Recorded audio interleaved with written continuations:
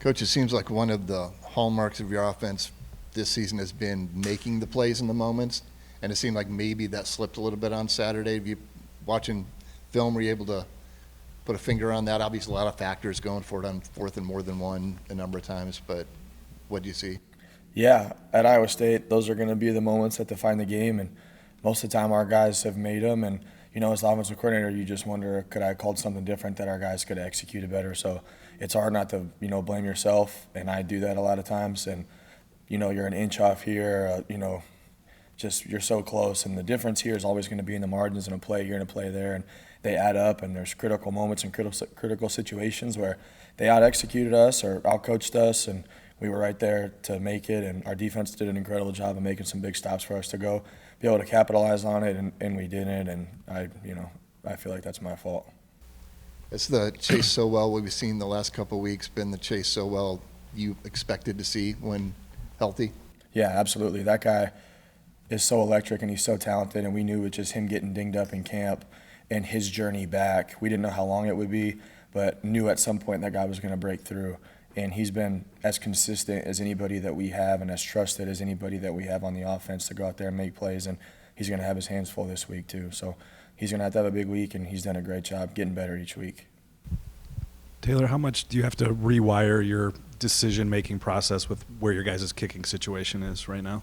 Yeah, you have to do it, but it's not fun and you don't like it, and we miss Kyle. But it's fun, like scheming up new stuff and having new opportunities is like stressful as it can be, but you do have to like rewire, and we do a lot more fourth down stuff in practice to just simulate it, and every time we can yell out like it's 4th and 5 in the fourth quarter and the game's on the line, just to put your guys in those shoes to go out there and make those plays, because those moments are coming, and we had a lot of them last week, and we have enough experience on the offense to go and rise up to the challenge. And we want the ball to be in Rocco's hands, and we want the ball to be with us on offense to have opportunities to go win the game. So it's an exciting time, and it's all about perspective. It's a great opportunity for us to go and score points, and that's what we want to do. I hate, as good as Kyle is, I hate when we send the field goal team out there, because it's something that, we didn't score a touchdown. I feel like we left points on the board. So I always want to go for it. I'm pushing Campbell to go for it. So now, with the circumstances of it, we are a little bit more, but as much as we can put the ball in Rocco's hands and let our guys go make plays, I'm always for it.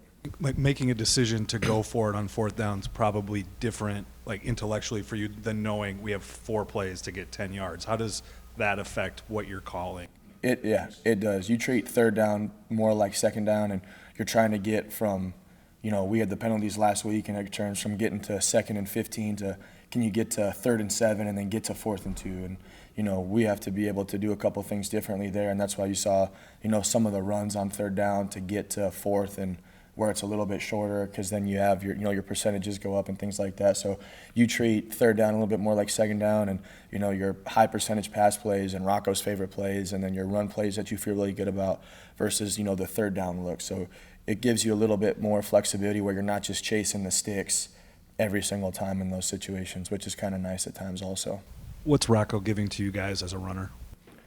Yeah, I think he's making teams, we probably don't get the blitz on third down that we would have got, because I think people are afraid of him scrambling a little bit and extending plays. And scramble drill is the best play in our offense, and we make a big deal about it to our guys. We work it in practice, scramble drill, because he can extend plays and it's hard to cover. And it's a emphasis that our defense has made on us in practice, because Rocco's ability to extend plays, keep his eyes down the field, and then his ability to run. He's way more athletic than I think people think. He's way faster than people think, and I still think we're scratching the surface a little bit about what he can be as a runner.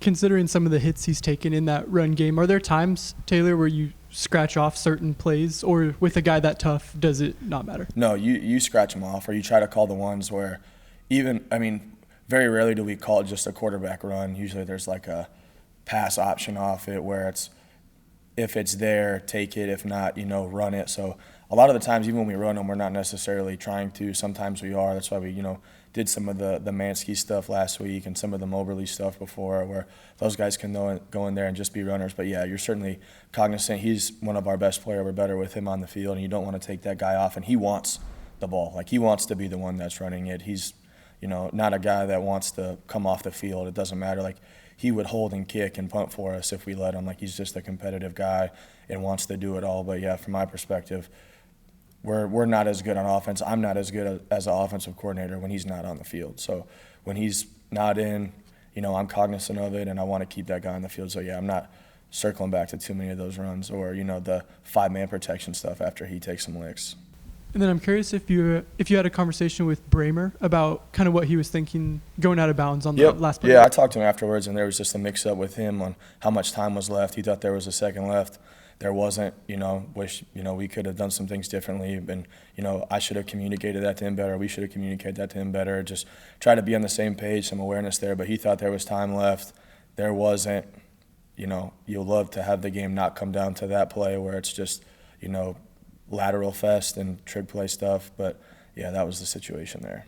Taylor, you have Abu who has his best game yardage-wise against Cincinnati. When you look back at the film, what stood out about why he was able to break loose in a way, and then looking forward to Colorado, a team that's been susceptible to the run, what are you hoping to see to have him grow on that, especially with Carson with dealing with a concussion? Yep, I think more so like Abu played confident, and he plays against that defense all spring, all fall, so I think the reads were simple for him where he could go and play fast. And I walked out of that game like, how can we make it easier for him to go out there and play fast also versus different defenses, because he is a spark plug for our offense, and he is so electric, and we're going to need him to have his best game, of the season this week.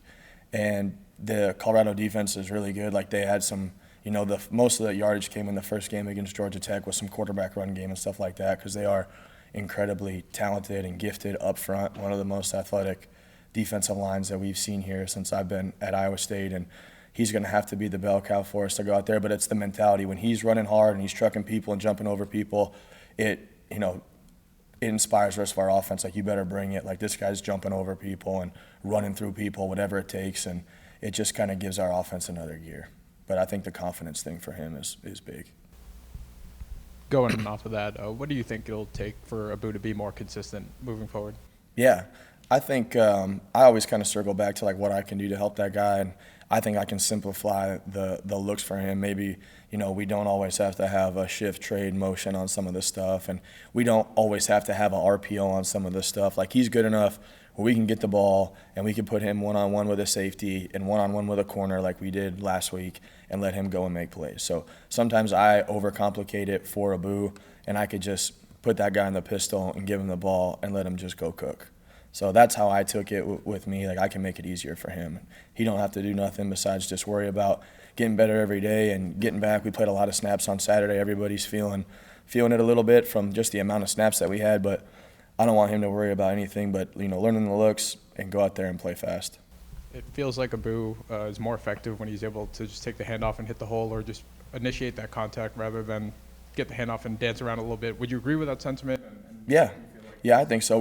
Coach Campbell is always telling him like he's better when he's a one-cut guy, and most running backs are too. And for us, like, we walked out of that game, we're like, Abu gets better throughout the game as he gets going, and we need to let that guy, roll a little bit and sustain some drives. And it's hard when you have really good running backs like Carson and Dylan Lee and, Aiden Flora and River Peppers is going to be a really good guy. So, we have a lot of depth there, but we can't, let it affect him. Those guys at the same time have to be ready for their moment, because a lot of guys deserve to play. But he's better the more carries he gets and the more that he could just go play and get downhill. Coach, have you seen opposing teams adjust to the tight ends? Yeah, probably more than I've seen since I've been the tight ends coach here. Even when we had Charlie and Chase, I don't think we saw the differences in what we're seeing from a defensive end standpoint. Even talking to Coach Vite after the game about what they were thinking with how they were playing the defensive ends and the different techniques they were seeing. It's been a good wrinkle for us, and it's been a challenge that I've had for our tight ends, where you have to be ready and we have to be able to make it right, because almost every run that we have, somehow, someway you have to win the C gap. And it's a good challenge for us, and we're going to see defensive ends that want to split double teams, and we have to be able to, block like offensive linemen at times. So I think for us, like, we just have to practice the different looks, and the more that I can challenge those guys and challenge myself, the better those guys usually get. But it's been a unique wrinkle that teams have thrown at us to try to slow down our running game, and it's worked. And I think, us being able to be versatile in how we're doing it in different kind of formations and shifts and trades we can get to without confusing our guys is something that I have to be better at doing for them to execute a little bit better.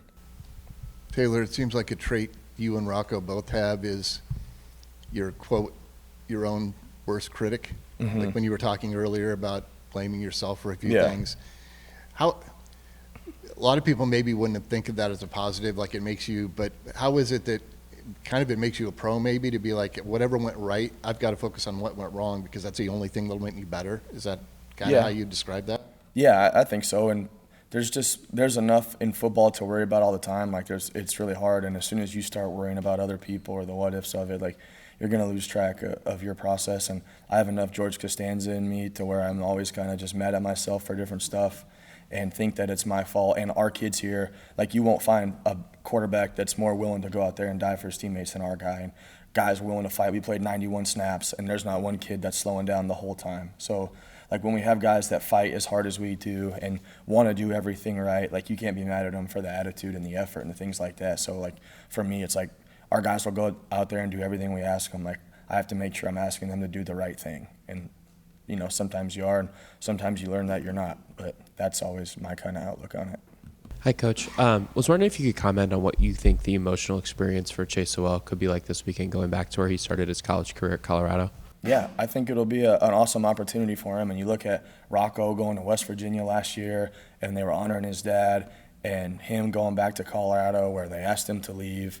There's a lot of, you know, emotion in every single football game, and he's been around the block enough times to know where, like, there's going to be noise to it. He knows the environment. He's given us some good tools on just what to expect, and he knows the ball's going to get called his way a lot of times, and he's just got to stay present in the moment of the plays. And there's going to be a lot of noise to it, just like any other game, and especially when you come off a loss, like everything, you know, gets a little bit tighter, and that guy's got to be able to play confident and play loose for us to go out there and play our best football game. But luckily, you know, we've had, you know, we go play Coach Vite last week. He was here, and, you know, he's close with all of us. And Rocco Beck going back to West Virginia. We've had people that have had to do that kind of stuff before that can give them some good advice on just being present. You know, Charlie Kolar, we went back to Oklahoma, you know, where he's from, down the block. And those guys have all had, Rocco had one of his best games against West Virginia. Charlie had, well, I mean, played out of his mind at Oklahoma.